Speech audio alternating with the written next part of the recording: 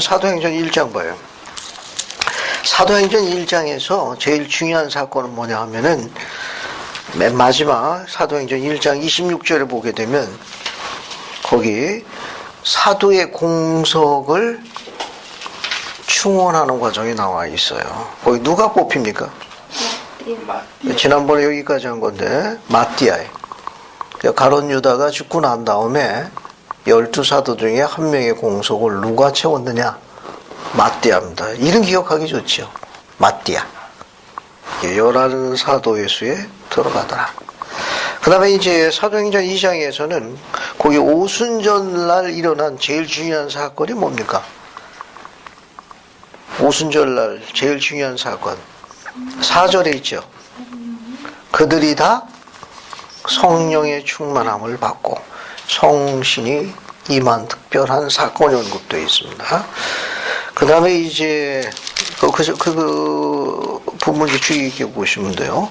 그럼 뒤로 넘어가 가지고 41절에 오순절날 개심한 사람 숫자가 나와 있죠. 몇 명입니까? 3,000이요. 3,000명. 어때요? 우리가 대회해가지고 3,000명이 개심해서 개중에서 돌아온다고 그러면 선교사들이 엄청 행복해 할 거예요. 뒤에 보게 되면 42, 44, 46, 47절은 초기 성도들의 공동생활상을 이야기한 거예요.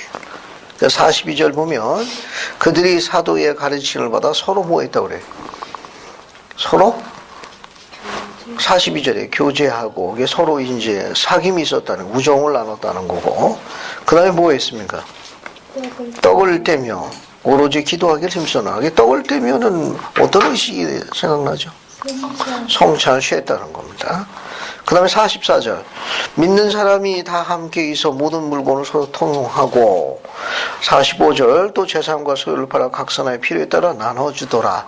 그 결국 초기 성도들은 44, 45절에 어떤 생활을 한 거예요? 일종의 하나의 커뮤니티라고 그래야 되고 공동체 생활을 한 거예요. 서로 이제 나눠주겠다니까 서로 공동체 생활을 한 거예요.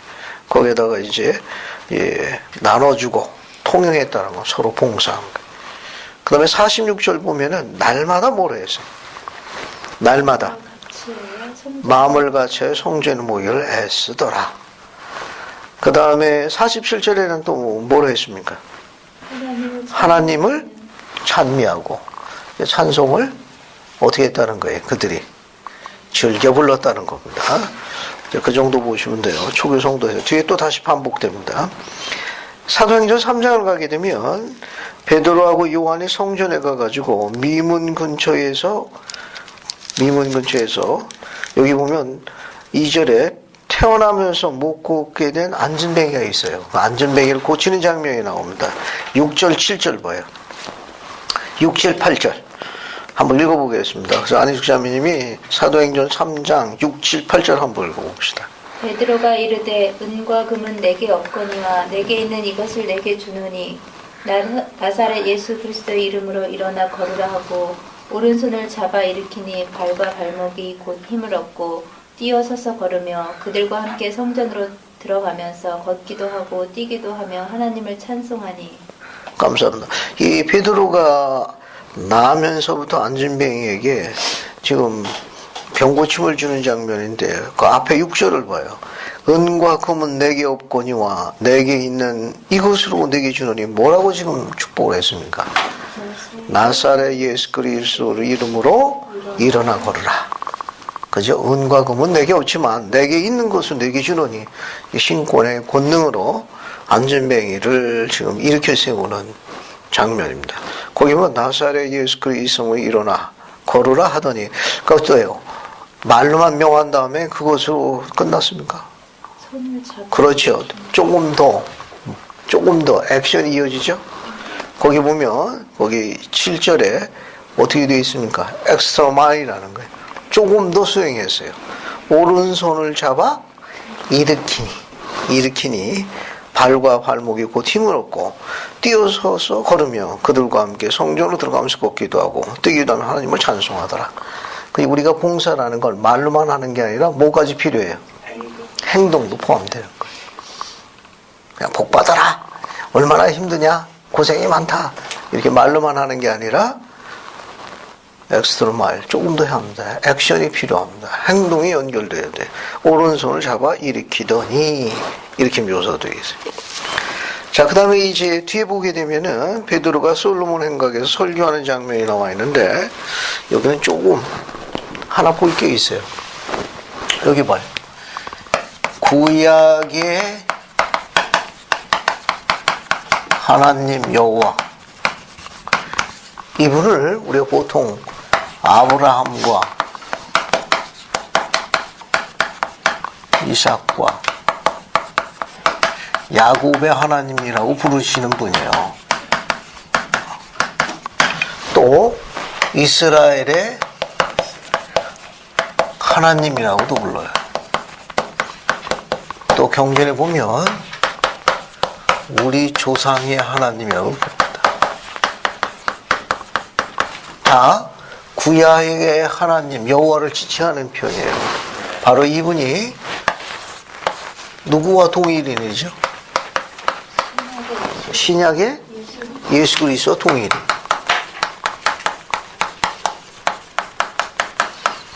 신약의 예수 그리스도와 구약의 하나님 여호와는 동일이네요.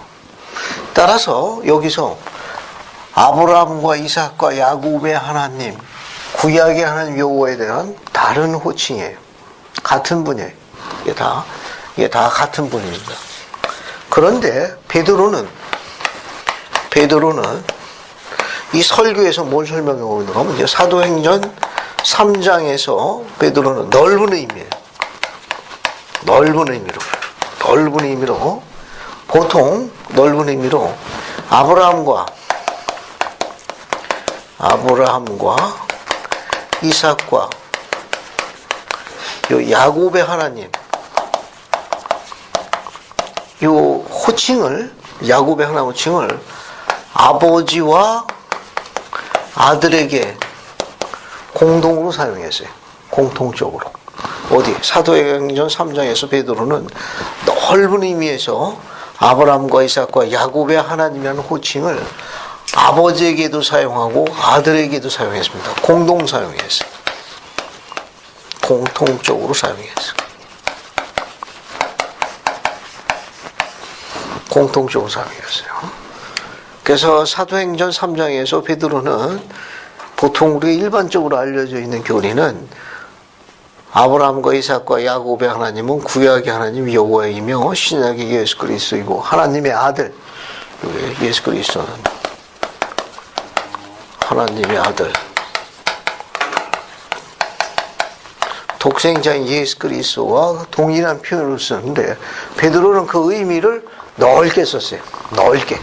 크게 봤습니다. 넓게 사용해가지고 아브라함과 이삭과 야곱의 하나님 즉 예수 그리스도 아들에게 지칭한 이 표현을 누구까지 확장했다? 아버지까지 확장한 거예요. 하나님 아버지까지. 그 이유는 뭐냐 하면은 이 아버지와 아들이 별개의 개체지만 하나가 될 때는 언제 하나가 되죠? 하나로 불리울 때는. 아버지와 아들은 별개의 개체거든. 아버지는 엘로힘이고 아들은 여호와예요. 여기는 엘로힘이고 여기 아들은 여호와예요. 여호와니까 아브라함과 이삭과 야곱의 하나님이에요.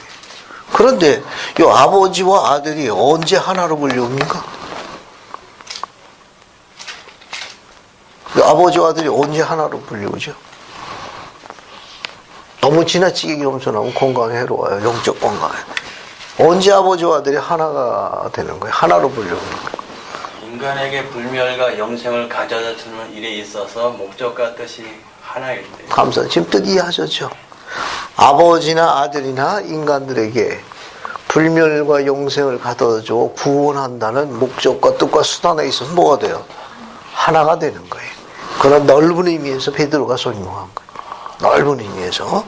그러니까 인간들을 구원한다는 영생과 구원을 가져줘서 그들을 구원한다는 면에 있어서는 아버지나 아들이나 목적과 뜻과 수단이 같은 거예요. 그런 넓은 의미에서 같이 본 거예요. 그걸 아버지의 뜻이나 아들의 뜻이나 아버지의 목적인 아들의 목적이 같다. 자, 아브라함과 이삭과 야곱의 하나님을 널리 확정해가지고 이스라엘 백성들을 하나님께 되도록 한다는 구원과 영생을 넓은 의미에서 공통으로 사용했어요. 그래서 13절 봐요. 3장 13절에 넓은 의미를 사용한 거예요. 여기 아버지까지 확대해서 사용한 것이 사도행전 3장 13절의 기록이에요. 거기 보면 아브라함과 이삭과 야곱의 하나님 곧 우리 조상의 하나님이 그 종 예수를 영화롭게 하셨느니라. 그죠? 여기서는 아브라함과 이삭과 야곱의 하나님 곧 우리 조상의 하나님은 하나님을 지칭한 거예요. 그 종 예수를 영화롭게 했더라. 넓은 의미로 아버지와 아들에게 공통으로 사용한 거예요. 공통적으로. 됐죠? 그렇게 이해하시면 되겠어요, 이거는. 그래서 이게 뒤에 또 다시 쭉 언급이 돼요. 그건 뒤에 가서 다시 보도록 하고. 우선, 여기, 베드로가 설명했을 때 아브라함과 이삭과 야곱의 하나님, 그 우리 조상의 하나님이 그 종 예수를 영화롭게 하셨더라. 그 종 예수는 아들이거든. 그 앞에는 아버지에게 공통으로 사용했다는 거. 그 정도 보시면 되겠어요. 자, 그 다음에 이제 22, 23절도 한번 읽어봅시다. 22, 23절도 한번 읽어볼게요. 박병수 형제님, 거기 3장 22, 23절 한번 읽어봐요. 모세가 말하되 주 하나님이 너희를 위하여 너희 형제 가운데서 나 같은 선지자 하나를 세울 것이니 너희가 무엇이든지 그의 모든 말을 들을 것이라.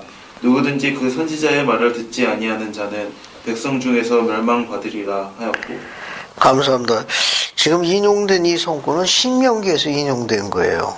여기 베드로가 신명기 18장 15절 19절에서 다 인용한 거예요. 지금 공부하고 있는 게 사도행전 3장 22, 23절인데 이 인용한 성구가 신명기 18장 15, 19절에서 다 인용된 거예요. 그러면 이걸 어디서 찾아보는가 하면은 조셉 스미스 역사에서 한번 찾아볼게요. 조셉 스미스 역사 1장 40절 한번 봐요. 자, 베드로가 인용한 이 성구가 조셉 스미스 역사 1장 40절에 모로나이가 조셉에게 말할 때 인용한 성구예요. 오히려 그게 더 정확하니까 조셉 스미스 역사를 한번 봅시다. 조셉 스미스 역사 1장 40절 한번 봐요. 봤습니까?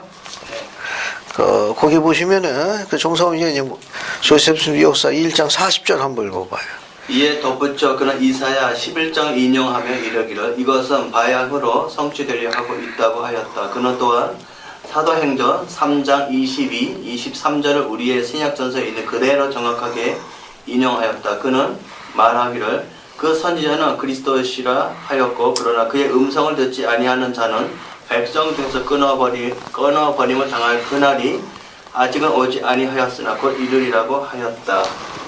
이게 훨씬 더 정확한 거예요. 왜냐하면은 이 사도행전 3장 22, 23절을 신약선서에 있는 그대로 모로나이가 조셉에게 인용한 거예요. 그러면 거기에서 이야기한 그 선지자가 누구냐? 여기 베드로가 인용한 여기 그 선지자 데플라피트라고 그래요.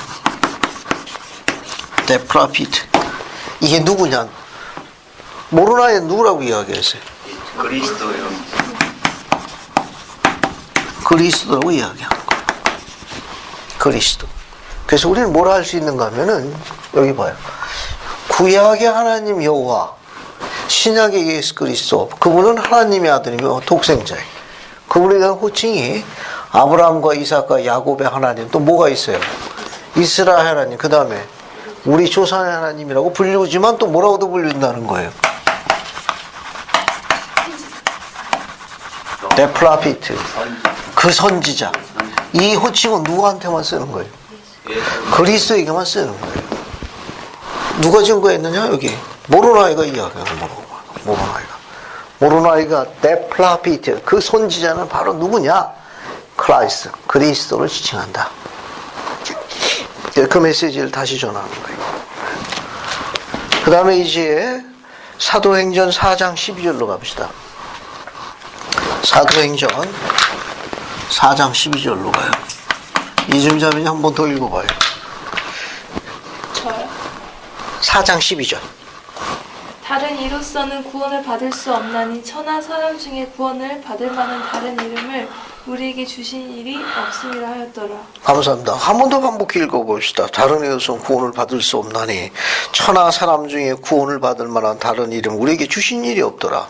왜 그리스도 이름이 구원의 근본이에요? 그 이름이 아니면 왜 우리가 구원을 받을 수 없습니까? 뭐 때문에 그런 거예요? 뭐 때문에 그 이름이 구원의 근본이에요? 감사합니다. 속죄. 속죄 때문에 그런 거예요. 그리스도의 속죄가 아니면 우리가 아버지께 못 돌아갑니다. 그리스도의 이름은 아버지와 아들을 우리가 그분께 돌아가는 일에 대한 그분이 중재자요, 변호자라는 걸 암시하고 있어요.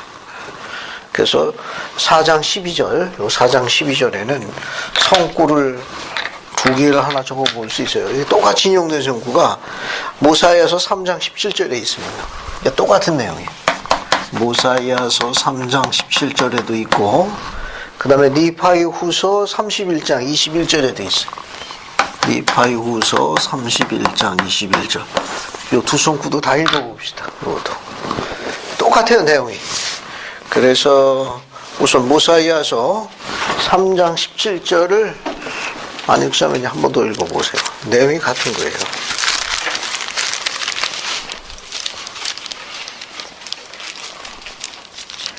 모사에서 3장 17절.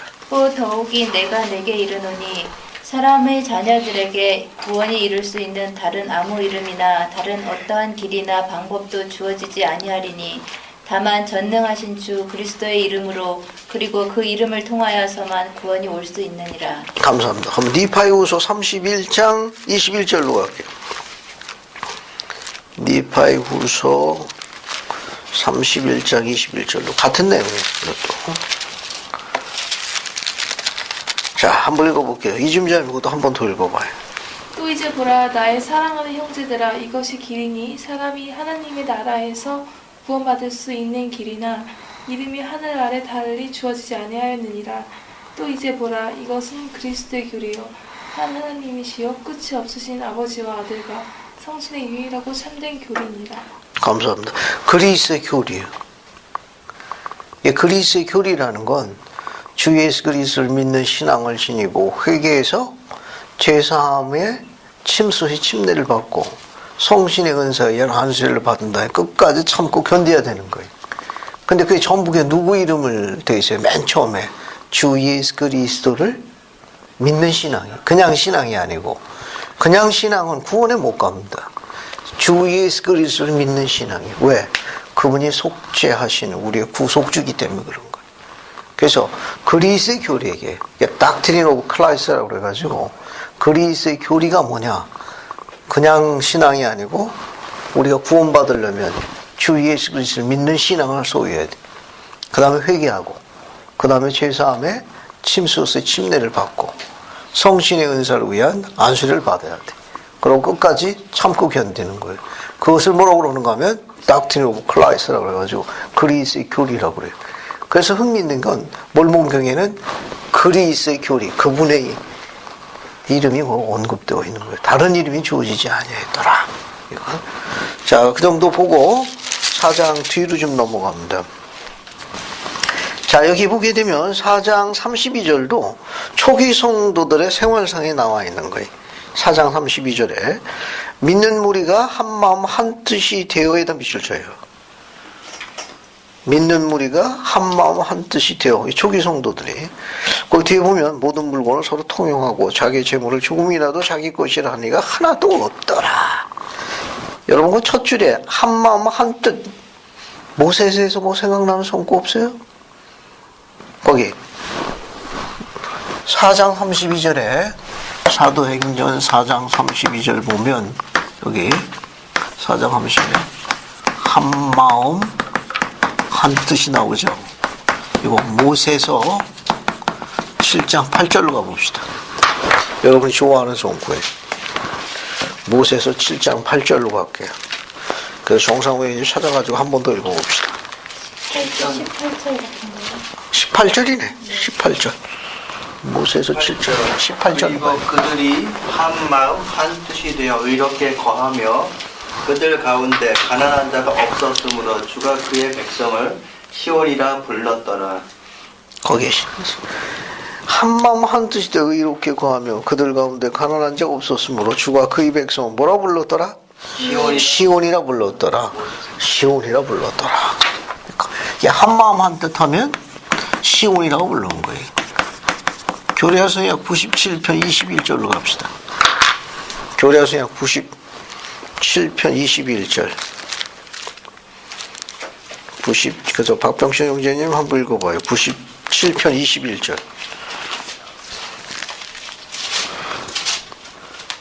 그러므로 진실로 이같이 주가 이르노니 시온은 기뻐하라. 무릇 시온은 이것이니 마음이 청결한 자라. 그러므로 시온을 기뻐하라. 한편으로는 모든 악인이 애통하리라. 감사합니다. 다시 모세서 7장 18절로 갈게요. 다시 모세서 7장 18절로 가요. 자, 지금 여기 교례서약 97편 21절 보면 시온은, 여기 시온은 마음이 어떤 자라고 그랬어요? 청결한 자라고 그랬어요. 이게 시온은 상태라는 뜻도 있고 장소라는 뜻도 두 가지가 다 있는 거예요. 마음이 청결한 상태도 뭐예요? 시온이 되고, 마음이 청결한 자들이 모여 사는 곳도 뭐가 돼요? 시온이 되는 거예요. 그래서 다시 모세서 7장 18절 보게 되면 뭐라고 되어 있는가 하면 한마음 한뜻이 되어 의롭게 거해 있더라. 의로운 상태예요. 그들 가운데 가난한 자가 없었다고 그랬는데 그런 자들이 모여 사는 곳도 뭐가 돼요? 시온이 되는 거예요. 가난한 자가 없었다는 건 꼭 물질적으로만 이야기합니까? 어떻게 꼭 물질적으로만 해요? 영적으로 가난한 자가 없었다는 뜻도 포함되어 있는 거예요. 그러니까 꼭 이게 물질적으로만 가난한 자가 없었다 그런 뜻만 생각하는 게 아니고 영적으로 가난한 자, 영적으로 가난한 자, 그러니까 영이 아주 풍부한, 아주 충만한 그런 상태도 포함하고 있다는 거. 그래서 가난하다고 그래가지고 꼭 우리가 세상적인 그런 부의 척도만 언급한 거는 아니에요. 영적으로도 그들은 가난한 사람들, 아주 부유한 사람들이었습니다. 그래서 그런 백성들을 시온이라 불렀더라. 자, 이제 5장으로 갑니다. 여러분 5장 보면은 1절에 사람 이름, 두 사람 이름이 나옵니다. 누가 나옵니까? 아나니아라는 사람이 나오고 또 아내 이름이 뭐예요? 삽비라가 나오죠. 이 아나니아는 뒤에 사울의 개신과 관련 있는 주님의 종이 있어요. 다메섹의 지역관료군인데 그 이름이 아나니아입니다. 이름은 같지만 다른 사람이에요. 아나니아. 여기 사도행전 5장에 보면 부부가 나오는데 삽비라하고 남편이 아나니아고 아내가 삽비라예요. 이 두 분들이 왜 형벌을 받아서 죽게 되죠? 여러분 거기 5절 봐요. 사도행전 5장 5절. 아나니아가 이 말을 듣고 나서 혼이 떠났다는 게 무슨 말이에요? 예? 죽었다는 말입니다. 그렇죠? 마찬가지예요. 그 다음에 10절 보면 또 그 아내 삽비라도 마찬가지입니다. 베드로 앞에 엎드려져 혼이 떠나는지라. 젊은 사람이 들어와서 죽은 걸 보며다가 그 남편 곁에 장사하더니 온 교회와 이 일을 듣는 다 크게 두려워하니라. 왜 아나니아와 삽비라가 죽음의 형벌을 받았죠? 3절 4절에 네. 팔았고 그를 감췄다고. 그렇죠. 많이 감췄나요? 일부 감췄나요? 얼마를 그렇죠. 좀 안 되는 얘기 하려면 좀 크게 하지. 그죠? 그 쬐깐 하고 나가서 이렇게 혼나가지고 죽음을 면치 못했습니다. 정직하지 않아가지고 이게 형벌을 받았어요. 여기 아나니아와 삽비라. 그 사건은 그렇게 이해하시면 됩니다. 이거 하나님께 바쳐야 되는데 정직하게 바치지 않았어요. 하나님 것을 손댔기 때문에 형벌을 면치 못했습니다. 자, 그 다음에 이제 5장 30절 볼게요. 사도행전 5장 30절 봅시다. 5장 30절 찾았어요? 찾았습니까?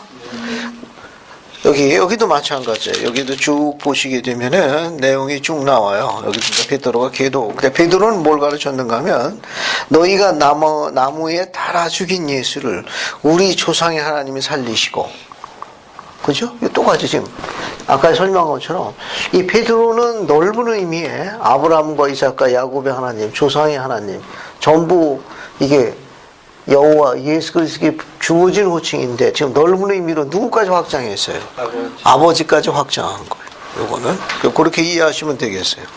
뒤에 다시 반복됩니다. 그래서 베드로는 그의 설교에서 아브라함과 이삭과 야곱의 하나님, 그 다음에 조상의 하나님, 전부 다 구약의 하나님 여호와에게 사용되는 게 일반적인 관례인데, 베드로는 넓은 의미로 아버지와 아들이 인간을 구원한다는 데에서 동일하다는 걸 거기에다가 초점을 맞춰가지고 그 호칭을 아버지에까지 확장했다는 거예요.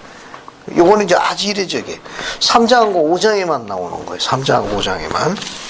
그 다음에 이제 6장을 넘어가는데, 그 6장은 무슨 내용인가 하면은 사도들이 가난하고 힘든 사람들을 구제하는데 힘을 쏟다 보니까 영적인 일을 하질 못했어요.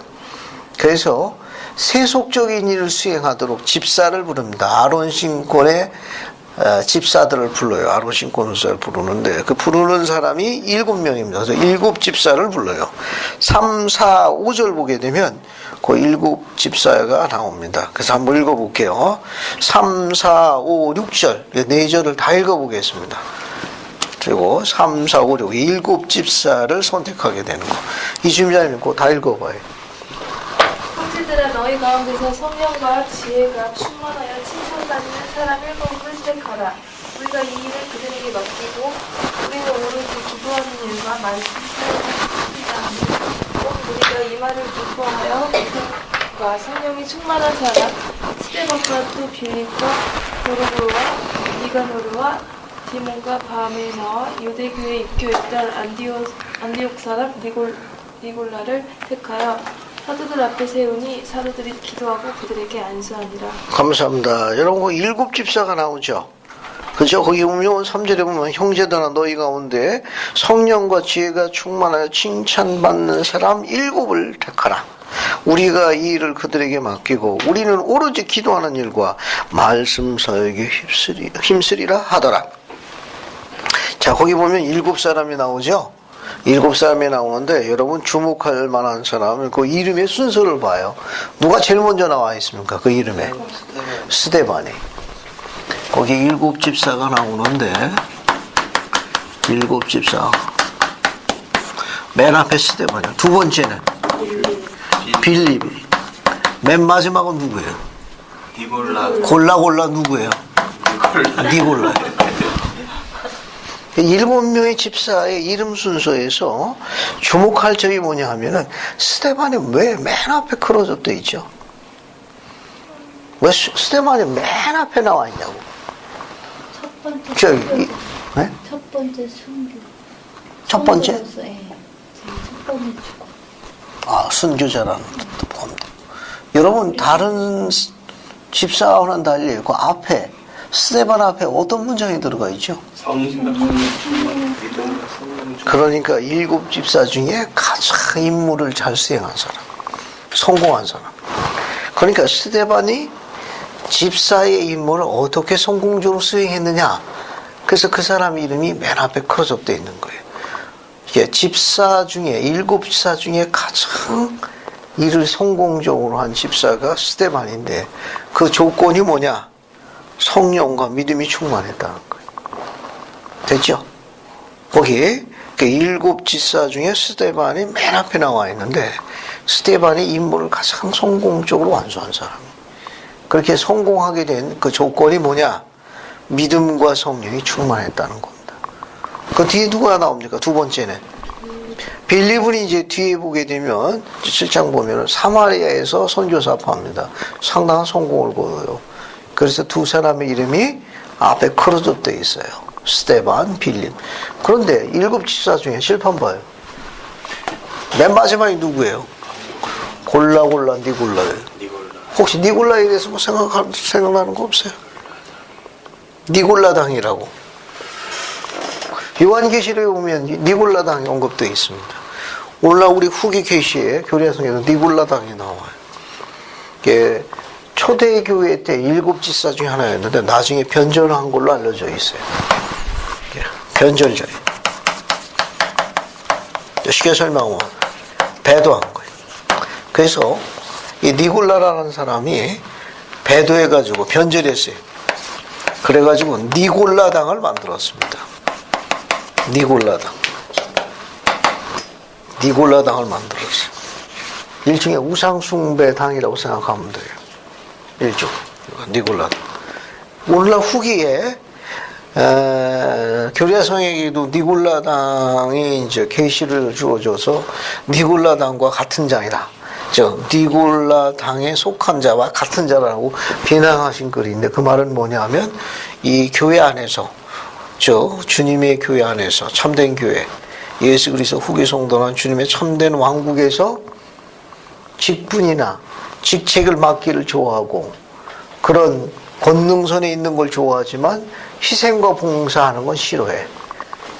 그저 인사를 받고 대접받고 이렇게 앞자리에 앉는 건 좋아하는데 희생하고 봉사하는 거는 취향이 안 맞는 거예요. 그런 회원들을 주님께서 뭐라고 비난했는가 하면 니골라당이라고 비난하셨어요. 골라 니골라예요. 됐죠? 네. 이거 니골라당이라는 건 초기 교회 때도 그렇고 오늘날도 마찬가지로 복음대로 생활하는데 용감하지 아니하는 자들. 그렇다고 교회 떨어져 나가는 것도 싫어. 교회 안에 머물러 있으면서 직책과 직분을 유지하며 또 인사받기를 좋아하고 대접받기를 좋아하지만 희생과 봉사는 자기들의 코드가 아니에요. 그런 사람들을 뭐라고 그러느냐? 니골라당의 이론이라고 부릅니다. 됐어요? 이 표현이 후기의 계시에도 나옵니다. 니골라당. 참 이름도 잘 지은 것 같아요. 골라 니골라. 어? 그러니까 교회 안에서 우리 후기 성도라는 이 주님의 교회 내에서 부름과 택함과 이런 모든 것도요. 골라 니골라예요. 이건 그런 사람들, 그 용감하지 않은 자들을 뭐라고 부른다? 니골라당이라고 부릅니다. 그리고 7집사를 부르러 난 다음에 6장 6절에 보면은 사도 앞에 세우니 사도들이 기도하고 그들에게 뭐하니라? 안수하니라. 신권의 절차에 따라 부름받았다는 걸 묘사하고 있는 거예요.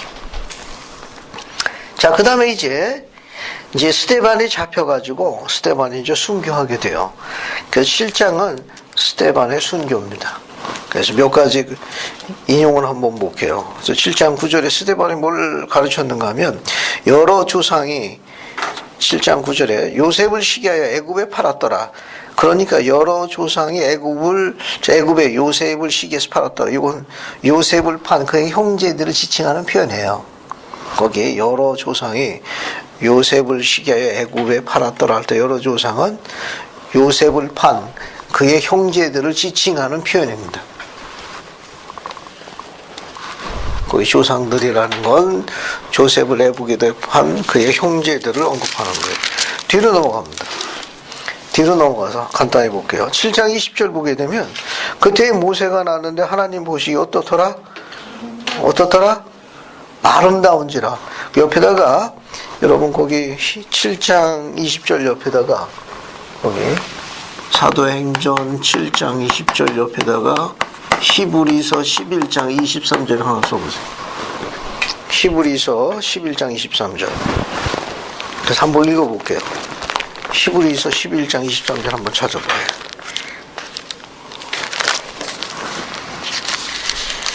히브리서 11장 23절 한번 봅시다.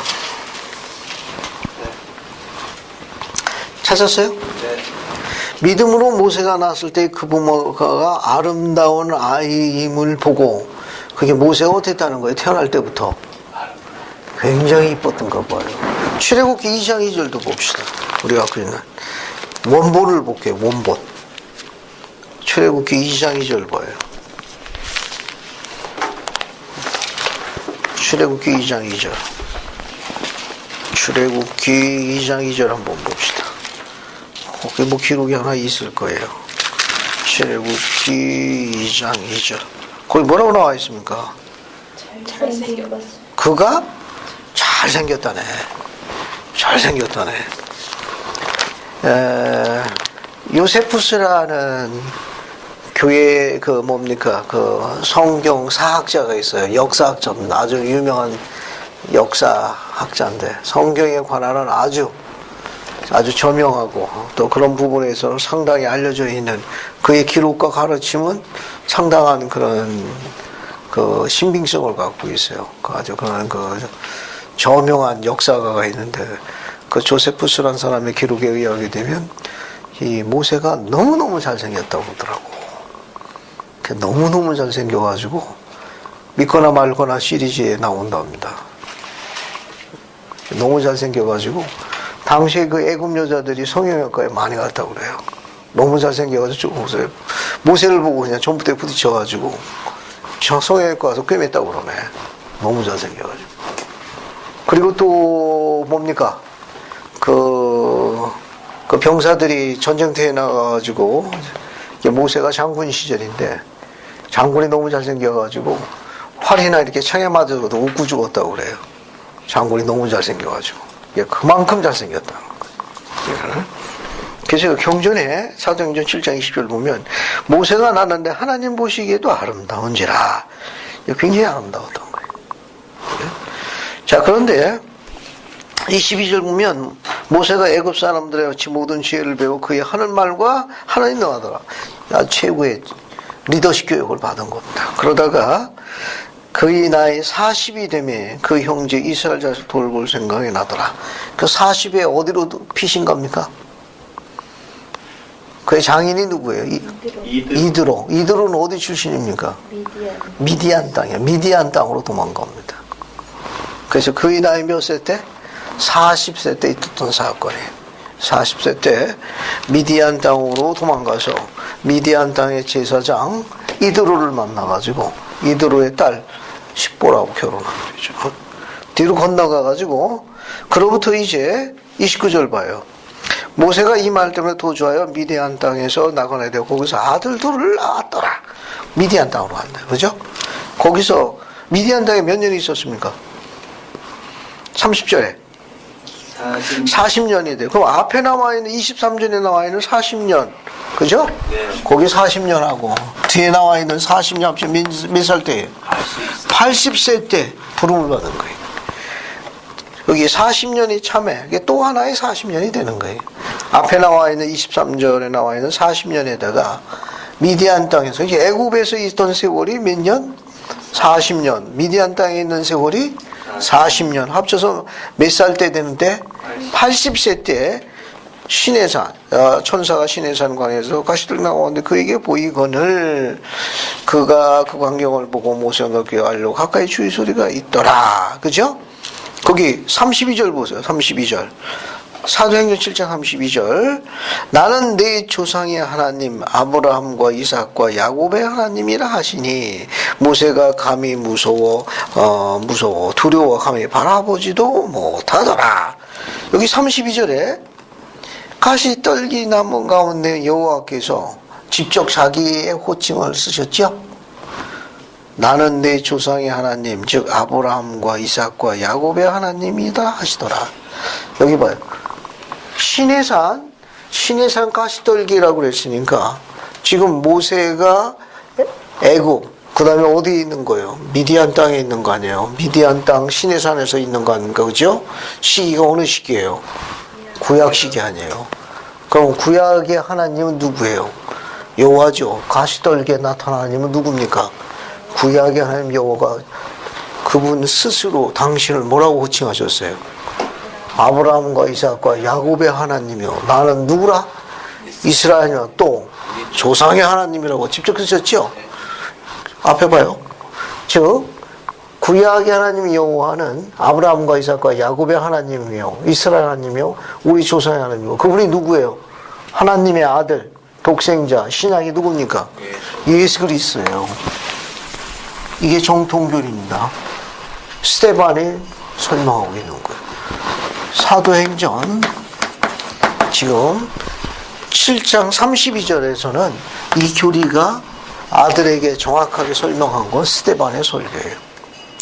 그러나 앞에 아까 설명한 베드로의 설교에서는 확장해서 설명한 거예요.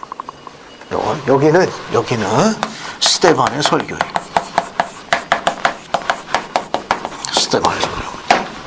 스데반의 설교고, 그 다음에 이제 베드로가 설명한 베드로의 설교에서는 이 호칭을 어디까지 확장한 거예요? 아버지까지 확장한 거예요. 정리됐죠? 그게 쉽게 설명해가지고 베드로의 설교에서는 아브라함과 이삭과 야곱의 하나님, 조상의 하나님을 아버지까지 확장한 거예요. 그러나 스데반은 다이렉트로 설명한 거예요. 바로 그분이 구약의 하나님 여호와고, 그분이 바로 너희가 십자가에 매달은 바로 우리 주 예수 그리스도, 바로 그분이라 아버지 다이렉트로 설명한 겁니다. 됐죠? 그렇게 이해하시면 되겠습니다. 이거는. 자, 그 다음에 이제 뒤로 쭉 넘어가가지고 54절부터 60절까지 읽어볼게요. 스데반의 순교입니다. 그래서 54절부터 56절까지 정상호 형제님이 읽고, 57절부터 60절까지는 안자매님이 읽고, 자, 스데반의 순교입니다. 네, 54절부터 56절까지. 이 말을 듣고 마음에 찔려 그를 향하여 이를 갈거늘 스데반이 성령 충만하여 하늘을 우러러 주목하여 하나님의 영광과 및 예수께서 하나님 우편에 서신 것을 보고 말하되, 보라, 하늘이 열리고 인자가 하나님 우편에 서신 것을 보노라 한대. 그들이 큰 소리를 지르며 귀를 막고 일제히 그에게 달려들어 성 밖으로 내치고 돌로 칠세 증인들이 옷을 벗어 사울이라 하는 청년의 발 앞에 두니라. 그들이 돌로 스데반을 치니 스데반이 부르짖어 이르되, 주 예수여 내 영혼을 받으시옵소서 하고 무릎을 꿇고 크게 불러 이르되, 주여 이 죄를 그들에게 돌리지 마옵소서. 이 말을 하고 자니라. 감사합니다. 여러분 54절 보게 되면 스데반의 선교를 들었다는 그들이, 자, 이스라엘 백성들, 유대인들이 이 말을 듣고 마음에 찔려 그를 향하여 어떤 반응을 나타냈죠? 이를 갈았다는 건 그들의 심정, 그들의 상태가 어떤 상태라는 건가? 감정 상태가. 죽이고 싶어. 분노했다. 또 여러분 언제 이 갈아요? 죽이고 싶을 때. 그렇죠. 죽이고 싶을 때. 잠잘 때 이 가는 거하고 조금 다른 거예요. 이건. 지금 이를 왜 가느냐? 논쟁에서 졌거든. 스데반의 말에 대해서 논쟁에서 진 겁니다. 하나도 자기들이 거기서 저항을 못한 거예요. 말싸움하다 지면 어때요? 말싸움하다가 지면 어때요? 분이 솟게되면 밤에 잠도 안 오죠. 이를 갈죠. 부드득 억울해가지고. 똑같은 살기를 품은 거예요. 이를 갈았다는 건 뭐냐? 죽여야 되겠다. 왜? 지금 말싸움에서 졌습니다. 그 말싸움에서 져가지고 분이 나가지고 이기는 방법 하나뿐 없어요. 입을 아주 닫게 하려면 어떻게 해야 돼요? 죽이는 수밖에 없어요. 그래서 스데반의 순교입니다. 뒤에 보면 스데반의 성령이 충만해 하늘 우러러 보니 하나님의 영광과 예수께서 하나님 우편을 보더라. 이건 아버지와 아들이 스데반에게 시온으로 나타난 거예요. 그러니까 아버지와 아들 두 분입니다. 그래서 56절에 보면 하늘이 열리고 인자가 하나님 우편을 보노라 하노라. 그러니까 인자, 그러니까 하나님의 아들이 아버지 옆에 서 있는 걸 본 거예요. 그런데도 아버지와 아들에 대해서 이 문자 그대로 이해해야 되는데 그렇게 설명을 안 하는 가르침들이 지상에 너무 많이 있어요. 이건. 그러니까 여기 보게 되면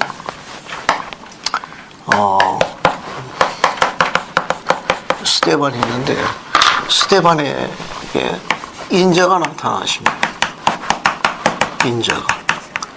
인자가 하나님 우편에 서 계시더라라고 설명한 거예요. 두 분. 요 인자가 어떻게 돼요? 영문이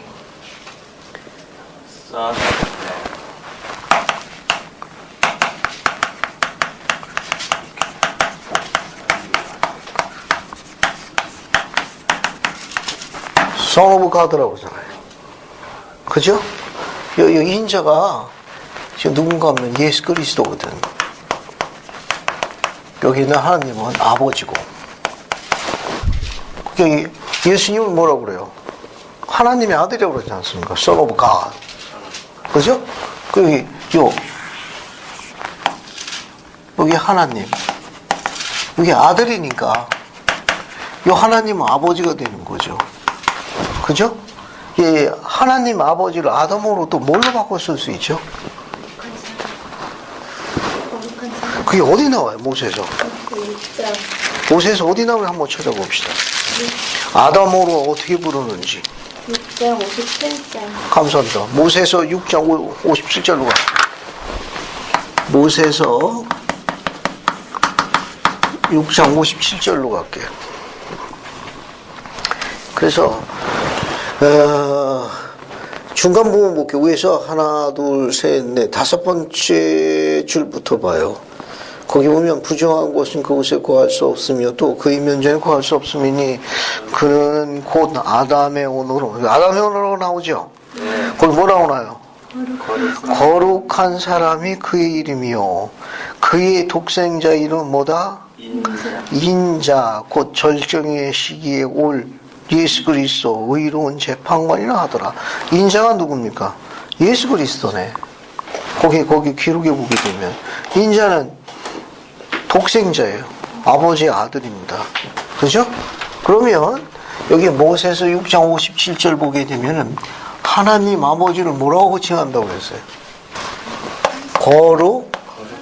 거룩하신 사람이라고 부른다는 거예요. 즉, Man of Holiness. 거룩하신 Holiness, 승령에 이른 그런 뜻입니다. 승령에 이른 자라는 뜻이. 그러면 여기 문장을 바꿔 쓸게요. 하나님의 아들을 Son, 대문자로 씁니다. of God. 그죠? 여기 이 하나님이나 여기 하나님이나 거룩하신 사람이나 똑같은 사람 아니에요. 여기 하나님의 아들, 여기 아들이고 아버지니까 요거는 아들이고 요거는 아버지에 해당하는 거예요. 이 아버지를 아담어로 뭐라고 부르는가 하면 6장 57절에 거룩하신 사람이라고 했으니까 같은 거 아니에요. Man of Holiness 같은 거예요. 문장을 바꿨어요. Son of God 대신 이거 집어넣읍시다. 그대로 넣어요. Man of Holiness. 그죠? 문장이 너무 길어. 알겠습니까? 너무 길어. of Holiness 생략해요. 뭐만 남아요? Son of 대문자로 써야 됩니다. 이건 승용에 이른 인간이라는 뜻이. 뭘로 번역하죠? 승용에 이른 거룩한 사람의 아들. 인자예요. 인자. 스테반이 얘기했잖아요. 인자가, Son of Man, 인자가 하나님 우편에 있는 걸 내가 보노라. 이 호칭은 여기서 나오는 거예요. 여기서 man이라는 건 반드시 대문자로 써야 돼요. 대문자로. 즉, 승에 이른 거룩한 사람, 거룩한 자의 아들이라는 뜻이 인자. 이 사람 인자에 아들 자자 써야 돼요. 뭐 참으리는 쓰고 뭐 어디는 쓰고 큰일 납니다. 알겠어요? 이건 사람이냐, 사람이. 이건 아들 자자고. 승용에 이른 거룩한 사람, 거룩한 자의 아들이 인자라는 뜻입니다. 이건 우리에게 계시를 주어지는 모세에서 6장 57절이 없으면 해석을 못하는 거예요. 어서 와요. 됐죠? 이거 아주 재밌는 설명입니다. 그 다음에 그 58절 보면 거기 봐요. 성 밖으로 내치고 돌로 칠세. 거기가 스데반을 돌로 때려 죽이는 거 아니에요. 고대 이스라엘 백성들은 언제 이렇게 돌로 때려 죽였습니까? 스데반은 지금 뭐 때문에 돌로 맞아 죽은 거예요? 신성 모독으로 간주한 거예요. 그걸 트집을 잡은 겁니다. 그래서 보통 고대 기록에 나와 있는 거에 보면은 이 돌로 칠 적에 돌이 보통 얼마만한 걸 때리는 줄 아세요? 박준영 저 보통 얼마만한 돌로 때렸을 것 같아? 어? 아주 이 당시 이 사람들은 증인으로 불렸던 사람부터 먼저 돌로 때렸다고 그러는데 그 머리, 사람의 머리에 거의 가까운 그런 돌로 때렸답니다. 사람이 머리, 여기 두상 이쪽에 해당되는 그런 사이즈의 돌로다가 내리셨다고 그래요. 꽤 아픈 정도가 아니었을 거예요. 자, 근데 거기 보면 누가 나옵니까? 58절에 돌로 칠세 증인들이 옷을 벗어 누구한테 맡겼어요? 사울에게 맡겼어요. 이 사울은 히브리식 이름입니다. 사울의 로마식 이름, 소위 라틴식 이름이 뭐예요? 바울로 바뀌어요. 나중에 선교사업 할 때 이름이 바울로 바뀝니다. 그러니까 사울은 히브리식 이름이고 바울은 로마식 이름이에요. 라틴식 이름이에요. 이 경전학자들은 이때 사울이 30세 정도로 추정하고 있습니다. 이때 나이를. 그래서 사울도 돌로 치는 장면이 있느냐? 기록에는 그렇지를 않아요. 거기 보면 그들이 돌로 스데반을 치니 스데반이 부르짖되 주 예수여 내 영혼을 받으시 하더라. 이게 다른 자들이 돌을 스데반을 쳐서 스데반을 죽였으나 사울은 돌을 던지지 않고 옷만 보관한 걸로 기록으로 알려져 있어요. 그러니까 여기 보면은 마치 사울도 동참한 것처럼 보이는데 이 기록으로 살펴볼 적에는 사울은 돌로 던진 증인들이라고 알려진 사람들, 그 무리들의 옷을 지켰지 실제적으로는 거기 가담하지 않은 걸로 보고 있습니다. 일반적인 경전학자들의 견해예요. 자, 이제 스데반이 순교하면서 뭐라고 부르짖었습니까? 59절에 주 예수여 내 영혼을 받으시라고, 그 다음에 무릎 꿇고 크게 또 뭐라고 또 외쳤습니까? 간구했어요. 그렇죠. 그거 안자매님 그 사울이 스데반 이야기한 거 한 번 더 읽어보세요. 무릎을 꿇고 크게 불러 이르되 주여 이 죄를 그들에게 돌리지 마옵소서 이 말을 하고 자니라. 잤다는 건 뭐예요? 죽었다는 거죠. 그러면 스데반이 죽으면서 마지막으로 한 게 뭐였어요? 마지막으로 한 말이 주여 이 죄를 그들에게 돌리지 마옵소서. 이 한 문장이 관련되어 있는 기도 때문에 누가 괘씸하는 겁니까? 사울이 괘씸한 거예요. 사울이 언제 괘씸했느냐? 스데반이 죽어가면서 한 마지막 이 간구의 기도예요. 이 기도의 맨 마지막 이 기도 때문에 사울이 괘씸한 거예요. 돌에 맞아 죽으면서 그렇게 이야기하지 않았잖아요. 주여 저들을 용서하지 마옵소서, 복수하여 주시옵소서, 응징하여 주시옵소서, 억울하나이다. 그렇게 이야기하지 않았잖아요. 뭐라고 이야기했습니까? 그죠? 주 예수여 내 영혼을 받으소서. 또 주여 이 죄를 그들에게 돌리지 마. 그들을 뭐 한 겁니까? 용서했잖아요. 즉 맨 마지막에 스데반의 이런 신앙의 간구가 사울이라는 한 종을 주님의 종으로다 변환시키는 가장 결정적인 역할을 한 게 이 내용입니다. 이 기도예요. 주여 이 죄를 저들에게 돌리지 마옵소서. 이 문장 하나 때문에 사울이 괘씸하게 된 거예요. 그 사울의 괘씸이 이제 8장부터 이어지는 겁니다. 8장부터 사울이 얼만큼 부지런했는가 하면은 사울 때문에 초기 기독교 성도들이 다 도망다녔습니다. 무지하게 부지런한 친구였어요. 한번 볼까요? 8장 한번 봐요. 8장 거기 보면 사울은 그가 죽임을 당함을 마땅히 여기더라. 그날에 예루살렘의 교회에 큰 박해가 있어 사도 외에는 유대와 사마리아 땅 모든 땅으로 다 흩어져라. 여기 보세요. 여기 스데반이 예루살렘에서 순교한 거예요. 그래서 이제 박해가 일어나는데 박해 선두주자가 누구였는가 하면 사울이었습니다. 그 사울의 박해를 피해가지고 다메섹, 안디옥 이렇게 소아시아, 흑해 다 이게 피신하게 돼요. 아이러니하게도 그것을 내려가서 기독교가 어떻게 됩니까? 온 세상에 퍼지게 되는 것도 되는 거예요. 이제 다 퍼져나가요. 박해 때문에. 거기 보게 되면 2절에 경건한 사람들이 스데반을 장사하고요 크게 울더라. 사울이 교회를 뭐 할세? 잔멸하다는 건 싹 쓸어버린다는 뜻이에요. 아주 그냥 깔끔하게 쓸어버린다는 걸 잔멸이라고 이야기해요. 잔멸. 말끔히 쓸어버리다. 각 집에 들어가 남녀를 끌어다가 5회 넘기냐. 사울이 그렇게 한 거예요. 뒤에 보게 되면 이 중간 부분에 이제 사마리아에 복음이 전파되는데 빌립, 아까 7 집사 중에 한 사람인 빌립이 사마리아에서 선교사합니다. 그 흩어진 사람들이 두루 다니며 복음 말씀을 전할세. 빌립이 이제 어디로 들어갔는가 하면 사마리아에 들어갔어요. 가서 그리스도를 백성들에게 전파하니 그래서 거기서 큰 성공을 합니다. 그래서 9절 보게 되면 이 사마리아에 누가 있는가 하면 마술사가 하나 있었어요. 그 이름이 마술사 시몬입니다. 시몬이라는 마술사가 있었어요. 거기 보면 12절에 빌립이 하나님의 나라와 예수 그리스도 이름에 관하여 전도함을 그들이 믿고 남녀가 다 침례를 받더라.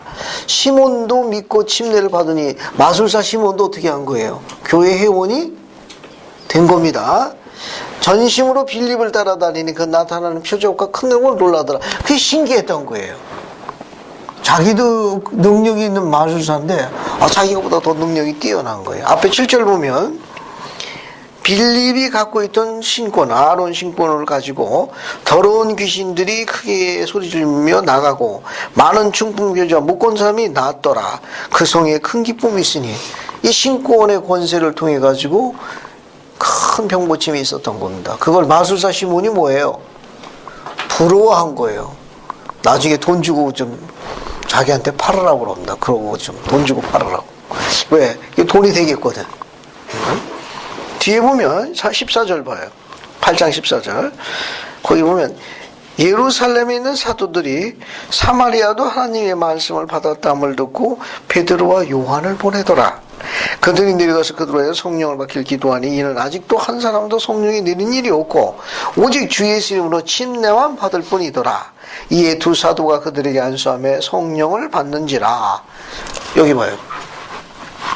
여기 보게 되면 여기서 예루살렘에서 사마리아에 빌립이 가가지고 전도합니다. 그래서 많은 사람들이 침례를 받았어요.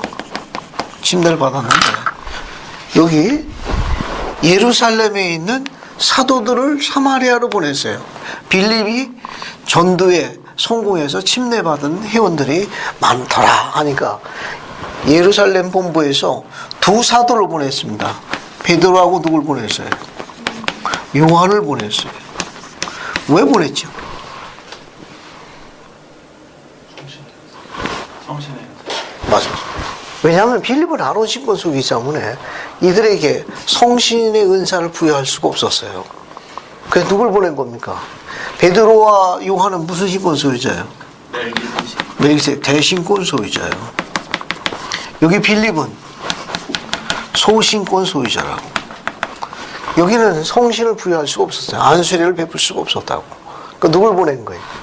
베드로와 요한을 보내가지고 성신의 은사를 받고 안수례를 베푼 거예요. 교회 절차에 따라 수능합니다. 사도행전에 언급돼요. 두 사도가 그들에게 안수하니 성신을 받더라. 됐죠? 이제 그 정도 보시면 되겠어요. 오늘 원장님 아론 신권 소유자도 침례를 베풀 수가 있어요? 당연하죠. 제사가 아니어도요? 어떻게? 제사가 아니어도요? 아론 신권의 집사라는 건 아론 신권의 그 기능을 다 포함한 걸 의미하는 거예요. 오늘날처럼 이렇게 집사, 교사, 제사로 분류된 게 아니고 제사로 보시면 돼요. 제사를 쉽게 설명해가지고 회복된 교회에서 이제 집사, 교사, 제사로 나이별로 구분한 거지만 고대 아론 신권은 다 포함되어 있는 거예요. 짬뽕 다 하는 거예요. 자, 그 다음에 이제 쭉 보시게 되면 18절 말고 이제 마술사 시몬이 괘씸했죠. 네. 침례받고 그 교회원이 됐는데 동기가 순수하지 못해서. 왜? 뭐 그렇게 하는 게 좀 신기해가지고 그것 좀 어떻게 좀 받을까 한 겁니다. 그랬더니 빌립 것도 괜찮다고 했는데 누구게 더 마음에 들었어요? 사도들께 더 마음에 들었어요. 거기 18절 시몬이 사도를 안에서 성령이 내려오는 걸 보고 돈을 들여 이걸 내게 팔 수 있겠뇨? 빌립 것도 마음에 드는데 사도들께 더 좋은 거예요.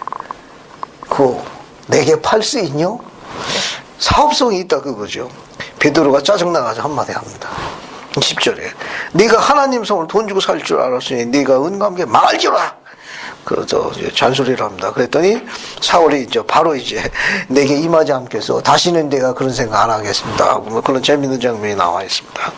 자, 이제 빌립이 어디로 가는가 하면 빌립이 사마리아에서 거기 보세요. 26절. 왜냐면 빌립이 아론신권 소유자예요. 주의 천사가 빌립에게 나타나 이르니 어때요? 빌립에게 누가 나타납니까? 주의 천사가 방문했어요. 첫 번째. 주의 천사가 방문했어요. 주의 천사가. 방문해가지고 뭐라고 얘기했는가 하면 일어나서 남쪽으로 향하여 예루살렘으로 가서 가사로 내려가는 길까지 가라 하시니 그 길은 광야더라. 여기 뭐예요? 또 가자가 그러잖아요. 천사가 뭐라고 얘기했는가 하면 예루살렘에서 광야로 해서 가사로 내려가라. 여기 중간 어디쯤 될 거예요? 어디죠? 천사가 뭐라고 했는가 하면은 빌립 보고 예루살렘에서 가사로 가라면 광야로 내려가더라. 여기서 누굴 만나느냐? 이디오피아 사람 네시 한 사람을 만납니다. 네시를 한 사람 만나요. 근데 그가 뭐 하고 있었는가 하면은 28절에 돌아가는데 수레를 타고 뭘 읽고 있었어요? 선지자 이사야 글을 읽더라. 근데 글이 어려웠던 거예요. 30절 빌립이 달려가서 선지자 이사야 글을 읽는 걸 보고 말하되 읽는 것을 깨닫느냐? 빌립이 이렇게 물었더니 그 네시가 뭐라고 얘기했습니까? 지도해주는 사람이 없으니 어찌 깨달을 수 있겠냐? 빌립을 청하여 술에 올라 같이 앉으라 하더니 성경 규전이 하니 이것이라 일렀으되. 그래서 여기 그 내용은 뭐냐 하면은 그리스도께서 속죄하시기 전에 여러분 아는 대로 빌라다 앞에 끌려가 가지고 있는 그 장면, 그 장면을 이야기하는 겁니다. 그래서 35절 보면 빌립이 입을 열어 이 글에서 시작하여 예수를 가르쳐 복음을 전파하니 복음을 전파해서 두 번째 회개의 복음을 가르칩니다. 회개의 복음을 전파해. 그죠? 그 다음에 38절 보면 뭐합니까? 빌립과 네시가 둘 다 물에 내려가 빌립이 뭘 베풀어요? 거기 보면. 그죠? 문장을 봐요. 둘 다 어디로 내려갔습니까? 물로 내려갔다. 이거 물 뿌리는 게 아니에요. 왜냐하면 네시하고 빌립이 수레에서 내려가서 어디로 내려갔어요? 물로 내려갔어요. 물로. 그러니까 이건 침수로서의 침례예요. 침수로서의 침례. 이게 침수니까 뭐를 위한 거예요? 죄사함을 위한 거예요. 제사하고 위한 침수의 침례를 베푸는 거예요. 물 뿌린 게 아니에요. 물 뿌린 게. 왜냐하면 마차에서 내려가지고 38절에 마차에서 내려서 물로 내려가더라.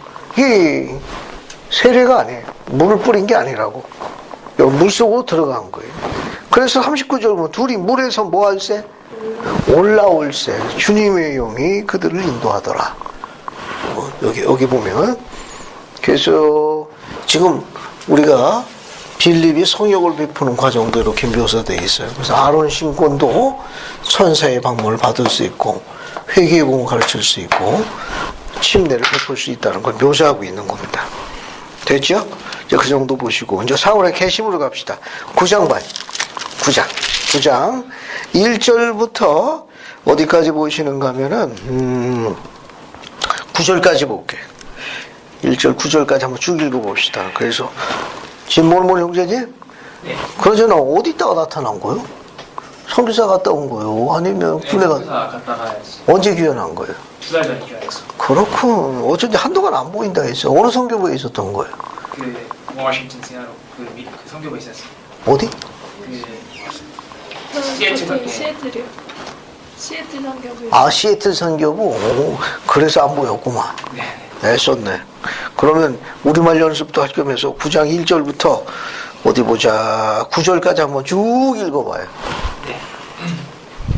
사울이 주의 제자들을 대하여 여전히 위협과 살기가 정중하여 베드로장을 베드로사 장에게 가서 다메섹 여러 회당이 갈 방문을 청하니 이는 만일 그 돌을 쫓는 사람을 만나면 물어나니하고 결박하여 예루살렘으로 잡아오려 합니다.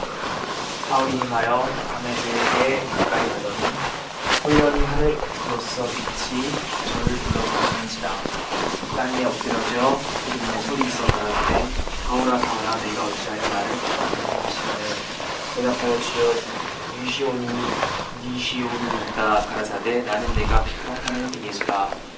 내가 일어나 성으로 들어가라 행할 것을 내게 이를 자가 있느니라 하시니 같이 가던 사람들은 소리만 듣고 아무도 보지 못하여 말을 못하고 섰더라. 사울이 땅에서 일어나 눈을 떴으나 아무것도 보지 못하고 사람의 손을 끌려 다메섹으로 들어가서 사흘 동안 보지 못하고 식음을 정퇴하니라. 감사합니다. 여러분 이거 공부하기 전에 오늘날 유인물 바울의 준비가 앞장 봐요. 맨 앞장. 맨 앞장 봐요. 오늘날 유인물. 여기 앞에 유인물 없어. 저기 신문면 이거 하나 가지고 남는 거. 여러분 맨 앞에 봐요. 맨 앞에 보면 바울의 출생지라고 되어 있죠. 바울의 출생지 칠판 봐요. 길리기아의 5사람이. 이 사람은 태어날 때부터 로마 시민권을 갖고 있었습니다. 바울은 자신의 출생에 대해서 굉장히 자랑스럽게 생각했어요. 자기가 로마 시민이라는 거 아주 자랑스럽게 생각했어요. 그래서 다소 출생이에요. 길리기아 다수생이고 태어날 때부터 로마 시민권을 갖고 있었습니다. 그 과정이 어떻게 됐는지 잘 모르지만 어쨌든 로마 시민권을 갖고 있는 아주 선별된 백성에 속해 있다는 거. 2번 바울의 시민권, 로마인이 시민권을 보죠. 로마인. 바울의 직업은 텐트 메이커예요. 텐트 메이커. 장막 기술자라고 해서 그게 텐트 만드는 거 기술을 갖고 있었어요. 그래서 선교사업하면서 텐트를 만들었고 장막을 만들어 팔았습니다. 텐트 메이커라고 그래요. 바울이 사용한 언어 2가지가 있어요. 그는 헬라어도 구사할 줄 알고 아람어도 구사했어요. 이 헬라어는 오늘날 얘기하면 그리스어예요. 예, 아람어는 히브리 방언을 아람어라고 그래요. 예를 들어서 예수님이 십자가에 돌아가셨을 때 이렇게 하신 말씀 기억나요? 엘리 라마 사박다니. 히브리 방언 그걸 라모라고 그래. 아람어. 아랍이 아니고 아람어라고 그래. 히브리 방언. 일종의 팔레스타인 지방에서 그들이 사용하는 회화체 언어를 이야기하는 거예요. 회화체 언어. 우리가 그 신약 성경 읽어보면 야이로의 딸이 일어나죠. 죽음에서. 그때 소녀야 일어나라. 예수님께서 아람어로 사용하셨습니다. 달리다꿈 기억나요? 소녀야 일어나라. 달리다꿈. 이게 히브리 방언 아람어를 이야기하는 거예요. 또 여러분 그 합창단 중에 보면 에바다 합창단에 들어봤어요? 에바다 열리라 그런 말이에요. 열리라. 역시 아람어 히브리 방언. 그러니까 바울은 히브리 방언인 아람어에도 능통했고 오늘날 그리스어라는 헬라어에도 능통했습니다. 그가 속한 교파 바리새파. 예루살렘에서 그에게 가르쳐준 그 스승이 위대한 납비가 하나 있습니다. 가말리엘의 문화사님 중에 수석 졸업생입니다. 그 다음에 바울을 가르치고 침내준 그리스도인이 있어요. 다메섹에 오늘날로 이야기하면 지역관리원 지부장에 나가는 사람이 아나니아입니다. 아나니아. 바울이 개심한 후에 자신의 인생을 계획하기 위해서 명상에 잠겼던 곳이 있습니다. 혼자 갔던 곳. 아라비아에. 그러니까 몇 년이나 있는지는 정확하게 묘사 안 되어 있어요. 아라비아에 갔습니다. 아라비아. 그 다음에 그가 예루살렘에 와가지고 15일 동안 머문 집이 있습니다. 누구 집이죠? 베드로. 사도 베드로의 집이 15일 동안 머뭅니다. 최소한 그러죠. 밑에 성구가 다 있으니까 찾아보면 돼요. 그 다음에 이제 한 장 넘겨봐요. 유인물 한 장 넘기면 사울의 배경과 이게 뭡니까? 초기 생활 요약이 나오죠. 그리고 그거 쭉 읽어보세요. 쭉 읽어보시고 밑에 바울의 준비 거기 답도 다 적어놨네. 네. 그죠? 신절도 해라. 앞에서 열심히 설명해. 뒤에 다 있구만. 자, 한 장 넘겨. 보충자를 봅시다. 이제 사울의 개심이에요. 개심. 한 장 넘겨봐요. 찾았어요? 그거 가지고 간단히 설명할게요. 잘 보세요. 사울이 행하여 다메섹에 가까이 가더니 호련히 하늘에서 빛이 저를 비추어 보더라. 그런데 우리가 갖고 있는 그 여러분 유인문에 보면 사도행전 22장 6절 보면 가는데 다메섹에 가까이 갔을 때 저 정오쯤 되더라. 한낮입니다. 우리가 갖고 있는 사도행전 22장 6절을 한번 봐요. 사도행전 22장 6절 보면 그 시간이 나옵니다. 22장 6절. 22장 6절 봐요. 찾았어요? 거기 보면 가는 중 다메섹에 가까이 갔을 때 오정쯤 되어 at noon. 그러니까 햇살이 가장 밝을 때. 거기 정확하게 묘사하고 있는 게 뭐냐면 여기 봐요. 예루살렘에서 사울이 어디로 갑니까? 다메섹으로 가는 거예요. 이 갈 적에 대제사의 공문을 가지고 가는데 소위 체포영장 같은 비슷한 거예요. 왜냐하면 바울의 이 사울의 이와 같은 박해를 피해가지고 이 초기 성도들이 다메섹, 안디옥 이쪽으로 다 피신했거든. 그걸 잡으러 간 거예요. 그러니까 여기 사울이 제대사에 공문하여야다고 병사들하고 같이 간 거예요. 근데 얼만큼 갔느냐? 사도행전 26절 보면 다메섹이 어떻게 해요? 거의 다 갔을 즈음에 한낮 at noon 한참 햇살이 제일 밝을 때요. 한낮에 다메섹에 거의 가까이 갔을 적에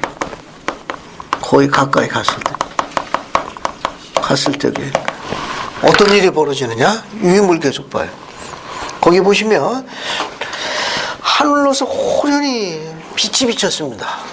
그게 한낮의 햇빛보다 더 밝은 광채 가운데 큰 빛이 둘러 비친 거예요.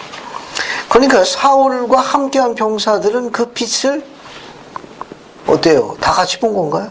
사울만 본 건가요? 어때요? 사울만 본 것 같아요? 병사들은 못 보고. 또 봅시다. 또 보세요. 또 봐요. 그 4절 보면은 땅에 엎드려 들음에 소리가 있어 가라사대 사울아 사울아 내가 어째 나를 핍박하느냐. 그죠? 그런데 사도행전 26장 14절 보면 우리가 다 땅에 엎드렸는데 누구만 그 소리를 들은 겁니까? 거기 내가 소리를 들으니 사울만 들었네. 그러면 22장 한번 봅시다. 22장 사도행전 22장 한번 더 보세요. 안혜숙 자매님 사도행전 22장 9절 한번 읽어보세요. 나와 함께 있는 사람들이 빛은 보면서도 나에게 말씀하시는 이의 소리는 듣지 못하더라. 감사합니다. 거기 보면 빛은 다 같이 봤네요. 그죠? 나와 함께 있는 사람들이 빛은 보면서. 그런데 음성은 누구만 들은 거예요? 나에게 말씀하시는 이의 소리는 듣지 못하는 게 사울만 들은 거예요. 자, 거기 10절에 보면 사울이 주님께 뭐라고 다시 질문했습니까? 내가 이르되 주님 제가 무엇을 하리까? 이때 주님은 여호와 하나님을 지칭하는 표현이에요. 주님 제가 그럼 어찌해야 합니까? 주께서 저 여호와께서 이르시되 일어나 어디로 들어가라? 다메섹으로 들어가거라. 내가 해야 할 모든 걸 거기서 누가 이를 자가 있느니라 하시더라. 그러면 정리해 보겠습니다. 여기 봐요. 여기 보세요. 여기 보게 되면 여기 이게 사울이고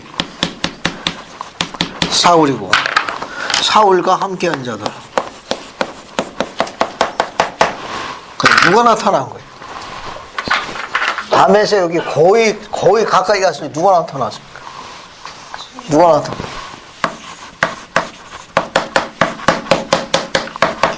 밤에서 거의 가까이 갔으니 누가 나타났죠? 정확하게 이야기하면 부활하신 주님이 나타나신 거예요. 그러면 여기 사울과 여기 함께한 자들이 함께한 자들. 사울과 함께한 자들은 이 빛은 봤지만 사울에게 이야기하는 말씀하시는 분의 음성은 누구만 들은 거예요? 여기 사울만 들은 거예요. 대화. 일단 여기까지 정리가 됐죠? 네. 자, 그러고 나서 빛이 너무 강렬하니까 몽땅 다 어떻게 됐습니까? 엎드려졌죠. 그리고 대화를 나눈 건 오직 누구만 대화를 나눈 겁니까? 부활하신 주님과 사울과만 대화를 나눈 거예요. 주님께서 사울에게 뭐라고 말씀하셨습니까? 맨 처음에 사울아 사울아 뭐라고 그랬어요? 사울아 사울아 네가 어째 나를 핍박하느냐? 그죠? 근데 사울이 정말 주님을 핍박했나요? 주님은 그 전에 사울이 어릴 적에 아주 그냥 유년시대에 들어가셨을 텐데 어떻게 된 겁니까? 사울아 사울아 네가 어째 날 핍박하냐? 핍박한 일이 없잖아요. 예수님 직접 핍박했냐고. 주님의 종들을 핍박했잖아요. 주님의 그런 종들을 그렇죠. 다른 주님의 자녀들을 뭐 한 겁니까? 핍박한 거. 그건 누구한테 한 거 마찬가지. 주님한테 한 거 똑같은 거예요. 그리고 우리가 갖고 있는 마태복음 25장 40절 한번 볼게요. 그래서 한번 읽어볼게요. 마태복음 25장 40절 한번 봅시다. 마태복음 25장 40절 한번 읽어볼게요. 그래서 이쯤이 자매님 마태복음 25장 40절도 한번 읽어봅시다. 임금이 대답하여 이르시되 내가 진실로 너희에게 이르노니 너희가 여기 내 형제 중에 지극히 작은 자 하나에게 한 것이 곧 내게 한 것이니라 하시고. 감사합니다. 임금이 대답하여 이르시되 진실로 진실로 내가 너희에게 이르노니 너희가 여기 내 형제 중에 지극히 작은 자 하나 한 게 곧 누구한테 한 것이라? 내가. 여기 지극히 작은 자는 누굴 지칭하죠? 조그만 사람들 이야기하는 거예요. 아니 왜 웃습니까? 여기 지극히 작은 자고 돼 있구만. 그냥 작으면 안 돼. 지극히 작아야 돼. 그 작은 사람들 보고 가야 돼. 그죠? 병천이가 실수를 금치 못하는데 여기서 지극히 작은 자는 주님 자신을 지칭하신 겁니다. 그분을 당신 스스로를 낮추신 거예요. 그 지극히 작은 자 한 것이 곧 내게 한 거 마찬가지다. 그분 스스로를 낮춰 표현하신 거예요. 따라서 우리는 이 성구의 가르침에 따라 가지고 우리 주변에 이웃을 위해서 봉사하는 건 곧 누구를 위해서 봉사하는 겁니까? 주님을 위해서 봉사하는 거예요. 우리 가장 가까운 이웃이 누구죠? 패밀리예요, 패밀리. 가끔은 인디안 전사처럼 마음에 안 들어도 어떻게 해야 돼? 봉사할 필요성이 있습니다. 오직하면 뭐라고 그랬어요? 왼수를 사랑하라고 그랬을까? 그죠? 사랑해요. 자, 그게 주님을 위하는 방법이다라고 설명했습니다. 또 다시 넘어갑시다. 다시 넘어가서 여러분 유인물 갖고 설명이 더 빠르게 했어요. 거기 찾았죠? 그 4절, 5절 보게 되면 우리가 갖고 있는 흠정력 원문에는 있는데 번역을 안 했어요. 그 우리 이게 영감력이 아니고 그 옆에 여러분 그 우측편에 보면 사도행전 9장 5절부터 영문 킹 제임스 버전의 번역 누락 부분이라고 있죠. 이게 원문에는 있어요. 흠정력 원문에 영어 성경에 있는데 우리 한국어 성경에는 번역을 안 했어요. 알겠습니까? 영감력 번역이 아니에요. 이건 한번 또 봅시다. 여기 한번 뭐라고 나와 있는가 하면은 여기 가시채를 뒷발질하기가 내게 고생이니라. 사울이 두려워 떨며 놀라 이르기를 대답하기를 주님 그럼 제가 어찌하오리까니 주께서 가라사대 뭐라고 얘기했느냐 네가 일어나 성으로 들어가라 행할 것을 내게 이를 자가 있느니라 하시다. 이렇게 원문은 되어 있습니다. 이렇게 원문이 되어 있는데 이게 번역을 안 했어요. 번역을 안 해놨습니다. 이게 우리가 흔히 갖고 있는 성경 원문에는 이렇게 되어 있다는 거. 그러면 가시체를 뒷발질하기가 내게 고생이니라. 무슨 뜻입니까? 가시체를 뒷발질하는 게 고생이라는 게 무슨 뜻 같아요? 우리 후기에 계시에도 인용되어 있는데 가시체를 뒷발질하기가 내게 고생이니라. 가시체를 뒷발질하기가 내게 고생이니라. 이게 무슨 뜻입니까? 여기 가시체가 프리커스란 단어예요. 무슨 뜻 같아요? 가시체를 뒷발질하기가 내게 고생이니라. 무슨 뜻 같습니까? 앞에 봐요. 이 가시체라는 거는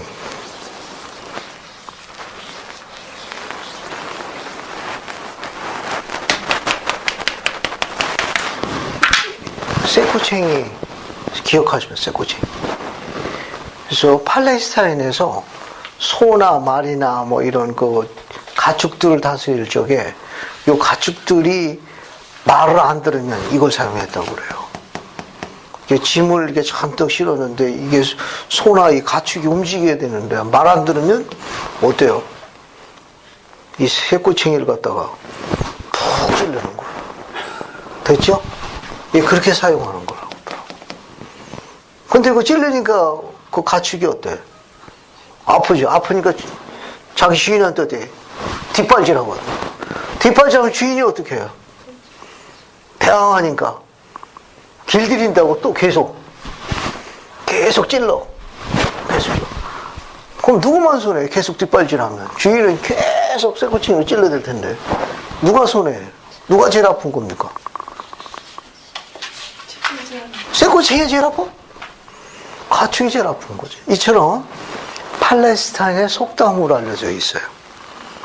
쓸데없는 고집이나 아집을 피워가지고 자기 자신에게 깊은 상처와 고통을 입히는 어리석은 행위를 할 적에 쓰는 일반적인 속담이랍니다.